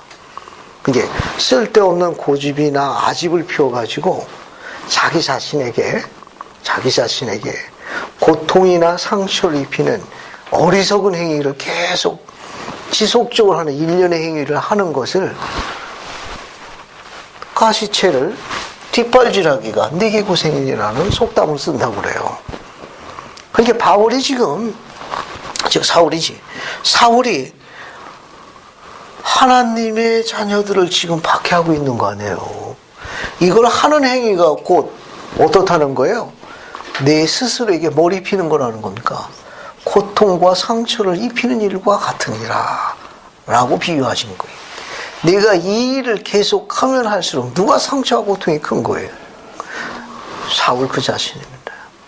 왜? 그 일이 하나님의 일이 아니라는 걸 묘사하는 거예요. 의로운 일이 아니라는 겁니다. 합당한 일이 아니라는 거예요. 그래서 이 일을 내가 하면 할수록 내게 상처가 되고 고통가 되는 어리석은 행위라는 설명을 당시에 그들이 사용했던 가장 잘 알려진 속담을 갖고 직접 인용한 거예요. 가시체를 내가 뒷발질하기가 고생이니라 라고 이야기한 겁니다. 그러자 바울이 즉시 즉 사울이 주님께 뭘 요청했습니까? 뭘 얘기했어요? 주님 제가 어찌해올까? 용법이 조금 달라요. 4절에 밝은 빛 가운데 나타나시는 부활하신 주님이 사울아 사울아 네가 어째 날 핍박하느냐 그렇게 이야기했죠. 됐죠? 거기 됐을 적에 우리가 갖고 있는 문장에 번역이 안 된 거 그냥 봐요. 번역이 안 된 거 거기 보시게 되면 주여 니시오니까 찾았어요? 거기 보세요. 4절 5절 그냥 번역이 안 된 문장은 그냥 보라고. 사울아 사울아 네가 어째 나를 핍박하냐 하시거늘 사울이 대답하여 주여 니십니까? 가라사대 나는 내가 핍박하는 예수니라. 여기 주는 메스터의 개념이에요. 어르신, 일반적인 주인 되시는 분, 주인장, 어르신, 그런 표현이에요. 이 주여라는 표현을 두 개로 씁니다. 하나는 일반적인 어르신을 지칭하는 존칭의 표현을 쓰고, 하나는 사울이 이야기한 바로 여호와 하나님, 그가 섬기는 신에게 쓰는 호칭은 뒤에 거예요. 앞에 거는 알아보지 못한 거예요. 더 쉽게 설명해가지고, 사울이 맨 처음에 사울아 네가 나를 어째서 핍박하느냐, 그때 사울이 뭐라고 했냐고, 주여 누시옵니까 할 때 주라는 건 어르신께서 누신가요? 라는 그런 뜻이에요. 그러니까 사울은 모세율법의 1인자지만 알아본 거예요? 알아보지 못한 거예요. 그러니까 자기가 섬기는 주를 위해서 지금까지 이걸 자기가 잘한다고 하고 있는 거 아니에요. 근데 나타나신 누구를, 부활하신 예수님을 뭐하고 있습니까? 좀 알아보지 못하는 거예요. 못 알아보고 있는 장면이. 그래서 설명한 거예요. 그래서 그게 들어가야 맞습니다. 그래서 계속 이어서 봐요. 이제 흥정용 번역 부분이 다시 회복된 걸 봐요. 거기 보면 가시체를 뒷발자에 내가 고생이구나. 그러자 사울이 두려워 떨며 놀라 이기를, 이때 주님은 뭡니까? 앞에 주여하고 좀 다른 거예요. 오, 하나님, 나의 하나님. 그러면 제가 어떻게 해야 합니까? 자, 어떻게 했어요? 이렇게 묻자 주님께서 사울에게 행할 일을 구체적으로 지시했나요? 그걸 누구한테 물어보라고 그랬습니까? 6절에. 그죠? 네가 일어나. 이때 성은 어딜 이야기합니까? 다메섹을 이야기해요. 다메섹에 주님께서 허락하신 종이 있는데 그 종 이름이 뭐예요? 아나니아입니다. 아나니아에게, 아나니아입니다. 다메섹에서의 주님의 종이에요. 이 주님의 종, 지역요원입니다. 지역요원이니까 아마 지부장이나 감독에 해당될 거예요. 그에게 물으라. 그가 가르칠 것이니라. 하고 이야기한 거예요. 자, 이제 정리합시다. 여기 개신 과정에 하이라이트 되는 거 두 가지를 짚고 넘어갈게요. 두 가지, 여기 봐요. 하나는 예루살렘에서 대제사장의 공문, 저 체포영장과 비슷한 공문을 가지고 병사들과 함께 여기 갔죠. 여기까지 가는 이 키로수가 우리가 갖고 있는 경전의 기록에 의하게 되면은 한 열흘 정도 걸린다고 그래요. 여기까지 가는데, 다 예루살렘에서 다메섹까지 하는데, 그냥 보통 평균 한 열흘 이상이면 충분히 한 열흘 정도만 간다고 그러더라고. 그러면 왜 부활하신 주님이 빛 가운데 나타나실 적에 예루살렘 출발할 바로 직전에 안 나타났습니까? 거의 열흘이 다가가지고, 열흘이 지나가지고 다메섹 거의 가까웠을 적에 나타나셨고, 어차피 막을 거라면 예루살렘 출발하기 전에 막지. 뭐하러 이렇게 긴 시간을 가고 나서 다메섹 거의 가까이 다가갔을 적에 나타나셨냐 하는 거예요. 왜 예루살렘 출발할 때 바로 안 나타나고? 그 이유가 뭐예요? 왜 어째서 저렇게 시간이 지나고 나서 나타나셨어요? 그 이유가 뭐예요? 어차피 지금 막는 거 아니에요. 사울이 다메섹에 못 들어가도 막은 거 아닌가. 그러면 예루살렘 출발할 때 바로 안 나타나고 왜 여기 나타났냐 하시는 거예요. 시간이 이렇게 거의 열흘씩이나 지나고 난 다음에 왜 여기 그 시간, 적어도 일주일에서 열흘의 스페이스, 공간을 둔 이유가 뭐예요?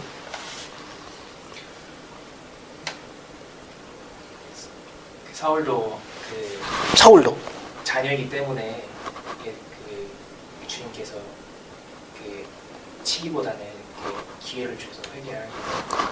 주님의 친절하신 자비네. 매를 치기 전에 준비를 하게끔 마사지하고 기다리면서 유인물 한번 읽어보세요. 맨 마지막 장 보여요. 맨 마지막 장 보면은 여기 인용문이 있을 거예요. 찾았어요? 맨 끝에 있을 거예요 아마. 맨 끝에 있나요? 여기 찾았어. 이렇게 생긴 거. 여기 좌측편 맨 밑에 보면은 여기 데이비드 메케이 회장님 하신 말씀입니다. 다메섹을 찾았어요? 그거 한번 읽어볼게요. 진물무용제님, 그 직사각형 그거 다 읽어. 다메섹은 다메섹 근처의 바울에게 생일 중 또 하나 중요한 것은 우리 아니 여기 맨 밑에 다메섹은 예루살렘 북쪽 약 네. 네. 다메섹은 예루살렘 북쪽 약 210km 지점에 있었기 때문에 사울과 그의 수행원들이 그곳까지 가는데 약 일주일이 걸릴 것입니다. 아마도 비교적 한가한 그 며칠 동안에 그는 자기가 하고 있는 일이 옳은지 회의에 빠지기 시작했을 것입니다. 아마도 죽은 스테반의 빛나는 얼굴과 순교자의 최후의 기도가 이전보다 더 깊이 그의 영혼을 파고들었을 것입니다. 사울이 감금했던 사람들의 어린 자녀들이 그들의 양친을 찾아 울부짖는 소리가 그의 영혼에 더 아프게 울리기 시작했을 것입니다. 또한 다메섹에서 그런 불행한 일이 더 많이 당할 것을 예상했을 때 비참한 기분이 들었을 것입니다. 자기가 실제로 주님의 일에 종사하고 있는데도 그렇게 편안치 못하고 괴로울 것인가에 대해서도 생각이 미쳤을 것입니다. 그는 곧 악한 자의 일만이 이런 느낌을 만들어내며 주님을 위한 참된 헌신은 언제나 평강과 만족을 가져다 주는 것을 배우게 되었습니다. 배우게 되었습니다. 됐습니다. 아유, 수고했어요. 여러분 여기 봐요. 이해하겠죠? 네. 앞에 봐요. 사울은 명석한 사람이에요. 똑똑한 사람이라고. 자기는 하나님을 위한다고 하는 일인데 기쁘지 않았던 거예요. 왜 내가 주님의 일을 하는데 왜 내 영혼이 기쁘지 않은지 복잡했던 겁니다. 스테반이 순교했을 적에 스테반이 오 주여 그들의 죄를 돌리지 마옵소서. 그 여러 가지 생각이 많아요. 왜 스테반은 그랬을까? 그게 틀렸다고 내가 지금 다 잡아드리고 있는데 지금 생각이 복잡한 거예요. 그래서 초기 성도들 수많은 남편과 아내와 자녀들 다 잡아드렸는데 왜 내가 행복하냐? 왜 그분의 일을 했는데도 스테반의 기도가 자꾸 자기를 명상에 빠지게 하는 거예요. 자꾸 그게 이제 자기가 현재 하고 있는 일에도 회의에 빠지게 하는 거고 행복하지 않았던 거예요. 자기도 누군가 내가 바른 길로 갔는데 누군가 이 내 죄를 간절히 마음속에서 꽁퉁거리고 있었던 거예요. 그래서 이분이 바로 네가 핍박하는 예수가 바로 나니라. 그 바울이 즉각 물은 거예요. 그럼 주님 제가 어찌 하면 되겠습니까? 그 영혼의 가장 번민한 고민. 그럼 주님 제가 앞으로 어떻게 하면 됩니까? 라고 물었던 거예요. 여러분들도 그럴 때 지금까지 신혼대로 아마 있었을 거예요. 주님 제가 어떻게 해야 합니까? 주님 제가 어떻게 해야 합니까? 사울처럼 번민에 빠진 수많은 나날이 있었을 거예요. 사울의 계시면서 하이라이트가 두 가지예요. 경전의 지식의 1인자입니다. 실상 그 경전의 주인을 뭐 했어요? 알아보지 못했습니다. 영으로 깨달아야 되는데 지식으로 최고봉에 있던 사울은 막상 그 주인을 알아보질 못했어요. 영이 필요했습니다. 주님이 직접 나타나셔서 이야기하셨어요. 또 하나, 주님이 다메섹 가까이 근처에 나타난 중요한 또 다른 이유가 뭐예요? 사울도 지키지만 누구도 지킨 겁니까? 다메섹에 있는 의로운 성도들도 뭐 한 거예요? 프로텍트, 보호한 거예요. 주님은 다메섹에 있는 성도들이 복음대로 생활하는 걸 크게 기뻐하셨던 겁니다. 우리가 복음대로 생활하면 주님이 기뻐하시고 우리의 안전과 복리를 축복해 주신다는 거예요. 여기 병사가 있나요? 우리 성도들이 병사 양육했습니까? 돈 걷어가지고 여기 사람들 샀어요? 사울은 병사를 데리고 갔어요. 누가 막았습니까? 전능하신 주께서 막았어요. 막았습니다. 두 가지 중요한 거 공부할 수 있어요. 주님은 사울을 사랑하셨습니다. 주님은 사울에게 당신의 도구로 쓰기 위해 가지고 주님의 친절하신 자비를 베풀었어요.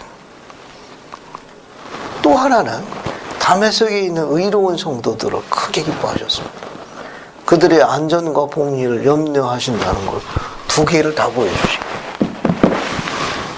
하나님을 따르는 자를 주님께서 양쪽을 어떻게 배려하시는지 보는 아주 중요한 흥미있는 장면입니다. 아주 중요한 장면이.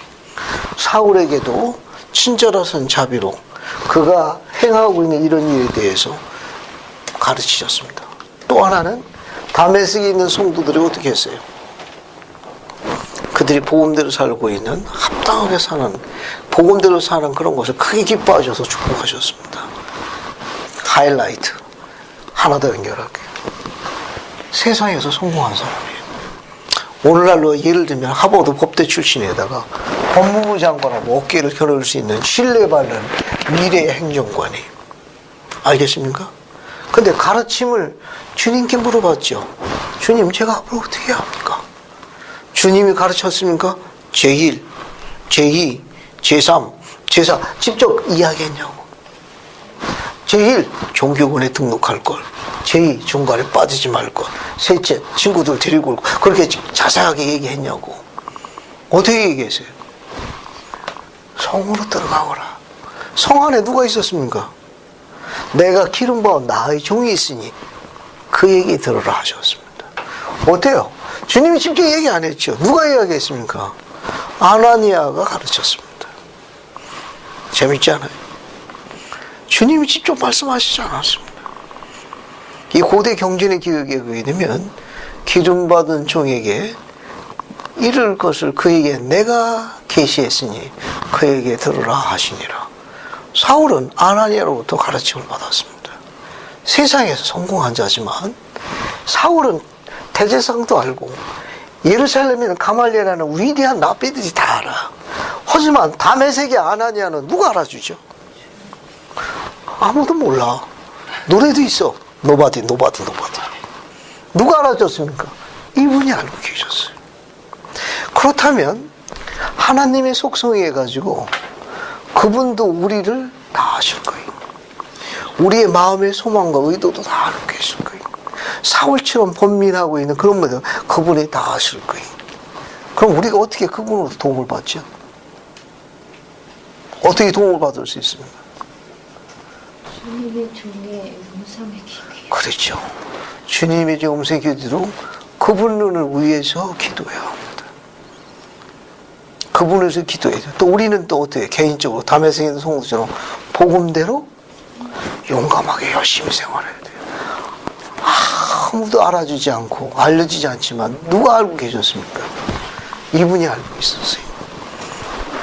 여러분, 전능자께서 들여다보는 은밀한 장소에서 복음대로 열심히 생활하십시오. 주님이 축복해 주실 거예요. 사울의 개신 과정에서 살펴볼 수 있는 흥미로운 사실들입니다. 다음 주에는 개신 과정 뒤에 언약 과정이 있어요. 이 언약 과정을 공부하겠습니다.